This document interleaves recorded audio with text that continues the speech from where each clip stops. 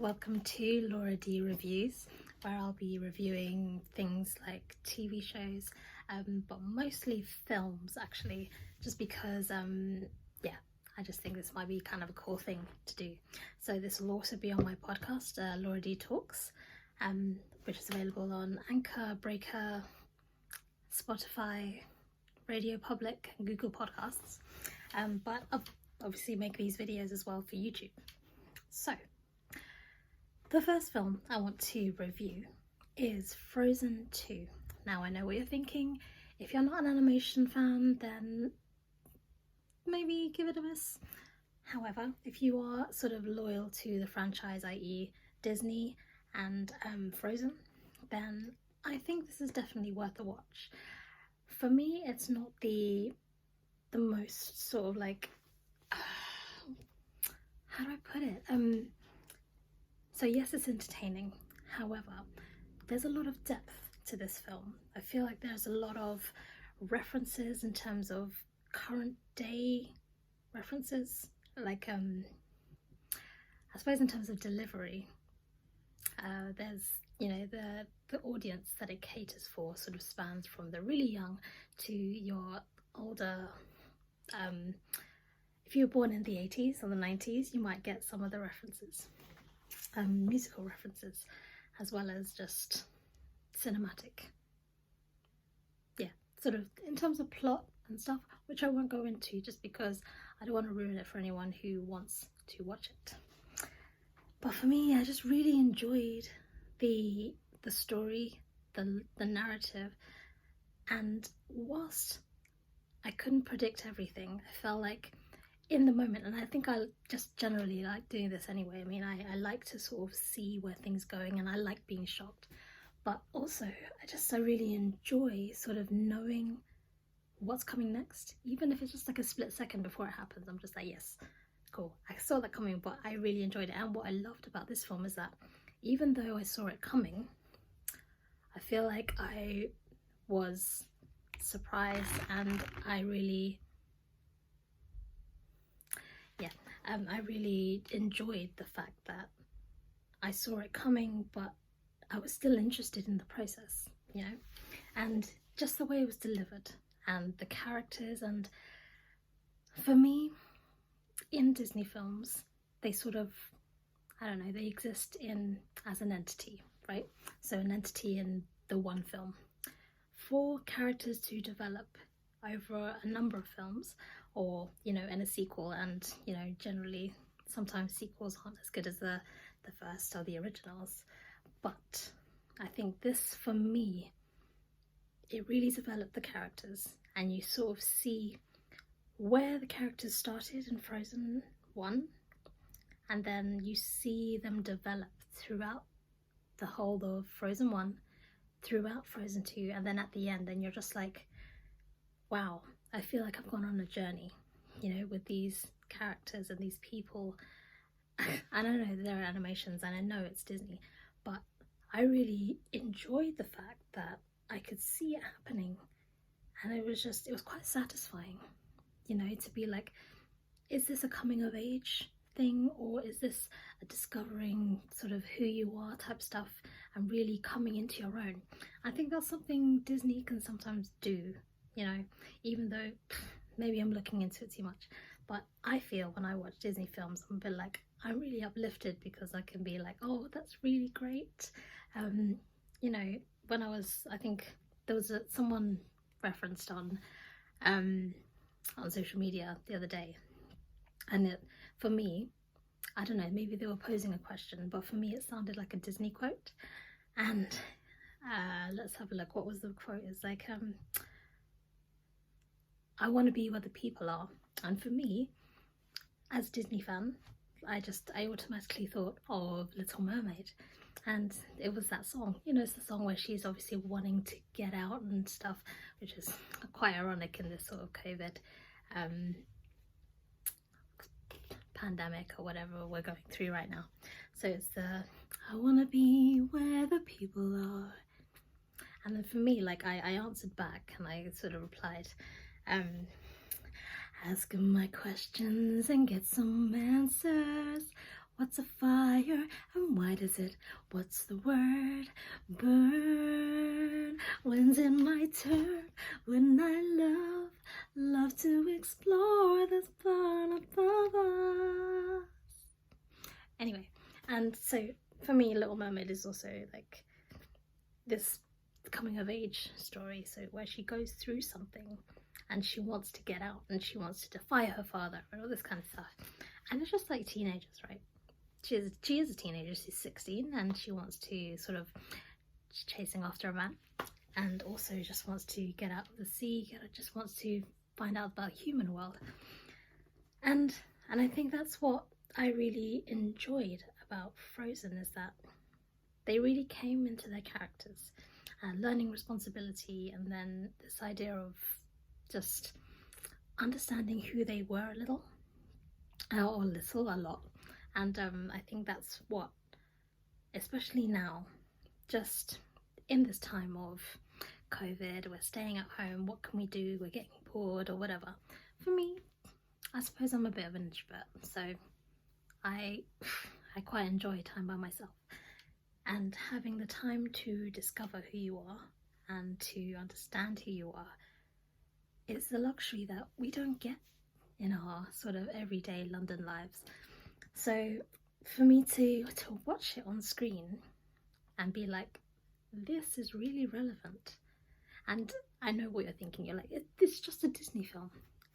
But it's not, because Disney and I don't know, the messages and the stories that they tell, it's all very subliminal, isn't it? There are underlying messages that we can glean from Disney films, and they make us feel better because they have happy endings and they have sort of like trauma, they have like dangers and then, you know, sort of hardships, and you know, they get over them and then they deal with them, and it's like, okay, that's really satisfying to be like, okay, cool. So it's hard times, but they'll get through, and they'll get through it all, and that's a Disney film, isn't it? So I wanted to sort of say to people, you know what, do not underestimate Frozen 2. And I think you've got to be patient as well, because sometimes, for me, I love stories, so I love getting stories, and even if there's like, okay, I have to figure this out, I have to figure that out, I have to figure this out, I actually don't mind the fact that I have to do that, because then I'm like, I'm not rationalizing the story, I'm not justifying it, I'm like, I'm actually just wanting to understand it, and it's really great to do that. And you know, because like, of course, it's also cool to just be like, okay, this is something that I'm watching and this is easy to watch. And sometimes when we have to think too much, we switch off. However, I don't like doing that. I mean I do, but I think there's something really satisfying about being like, oh, I got that. That's so cool. It's great. And okay, so this one thing, there's like a little creature in it. It's super cute, and I can't actually get over how cute it was. But and I don't want to big it up too much because, yeah, I just think I'm a sucker for cute stuff.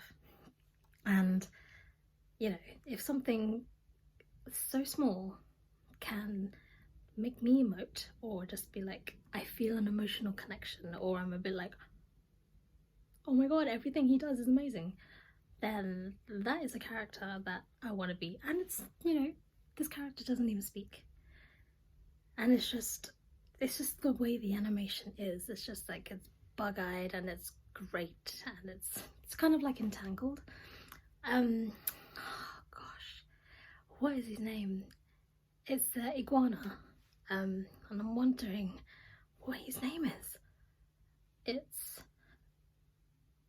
on the tip of my tongue.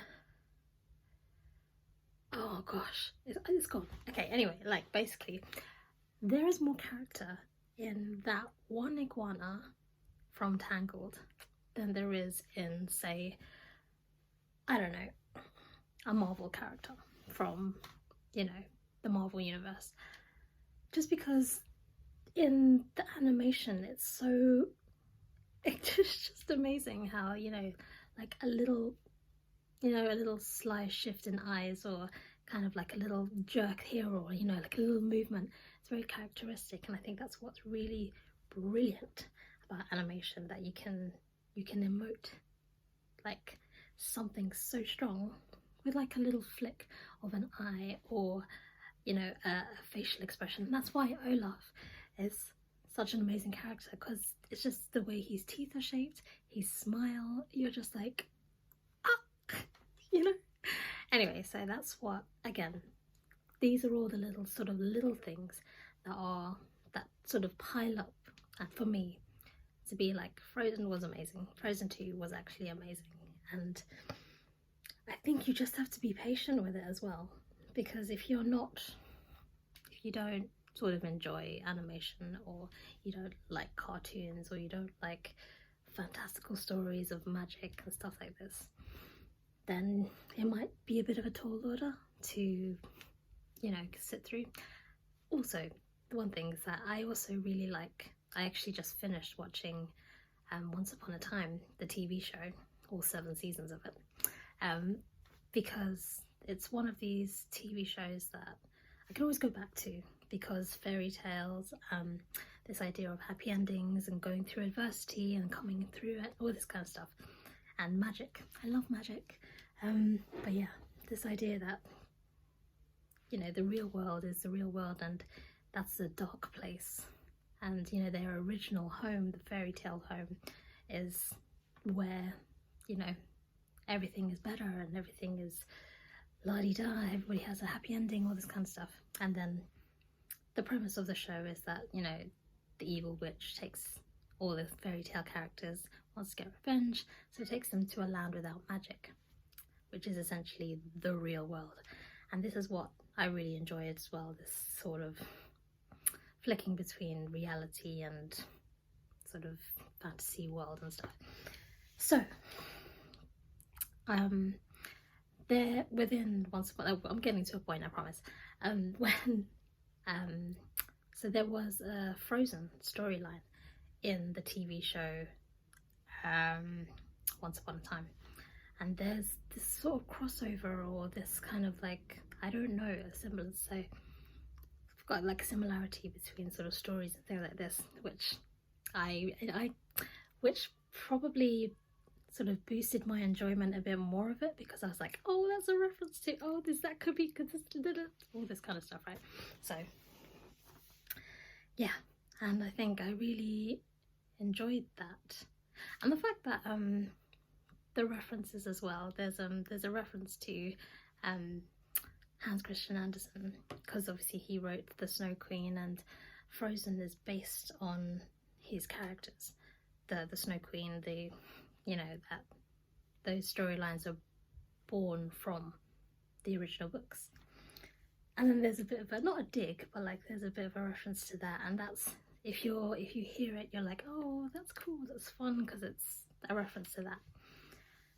But yeah, I think there's like small things like that as well that make it, for me, quite adult but enjoyable for sort of kids and young people. And I think that's the beauty of this film, that there is something for everyone. And for me, the biggest part of this film is the coming of age, the sort of the discovery of oneself, or people, or doing good and having it rewarded, or, you know, this idea of we're not just our past, we're not just our ancestors, we're not just the people who came before us, we are evolved, we are sort of, you know, we develop, we are new people in society, and we're rolling with the times, so we change because of it. I think that's something that's, again, very beautiful, very current, that nowadays our ideals, our, I suppose, our belief system is completely different to, say, what, 50 years ago, let alone 20 years ago, do you know what I mean? So it's completely different, but depending on how you see it, whether you're a good person, or, you know, if you believe in karma, if you believe in doing good, by other people, looking after people, being a good person, then, you know, your belief system changes to cater for that, right? Anyway, so basically, Frozen 2 is awesome. Watch it if you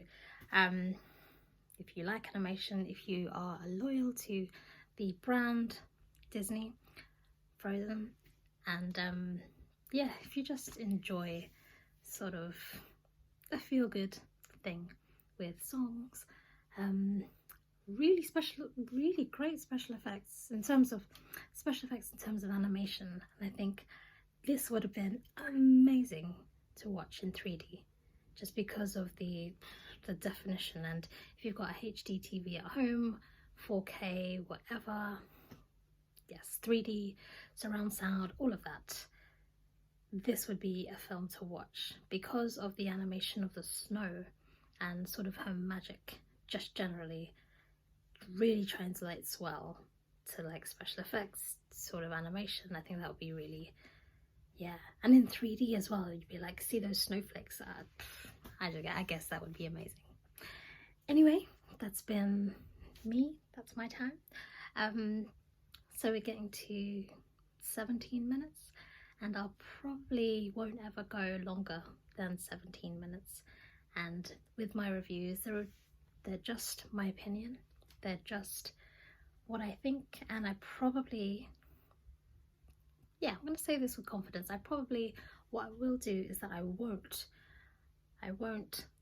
outline the plot line, so I won't give away any, well, I try not to give away any sort of telltale signs of what happens in the actual story, because I think that's the beauty of watching films, to be able to discover them without having sort of someone tell you what it is before you yourself review it and sort of have your own opinion of it. This is just my opinion, listen to it if you will. Hopefully you'll go and see it. I bought it on YouTube actually, and in this time of crisis where we can't go out to cinemas and stuff like this, I actually work in a cinema, so that's quite devastating for me. So yeah, rent it, buy it. I bought it because, you know, when you rent something and you're like, oh, that was great, but I have to pay for it again, so I have to pay the rent price and then the actual price on top. And I would ordinarily go to like an old used computer exchange, but then get it for cheap, maybe like a year or two later. That's so long. Now we have sort of access to streaming services where you can buy films and keep them forever essentially on your account. Why not do it? Anyway, cool. So approaching 19 minutes now, sorry about that. So yeah, this has been LauraDReviews. Like it on YouTube, follow me on Facebook. You can follow me on Facebook at LauraDDances, because that is what I do. You can also follow me on my podcast, which is, like I said at the beginning, LauraD Talks, and you can subscribe, where I have done last week, I did some reviews on my podcast.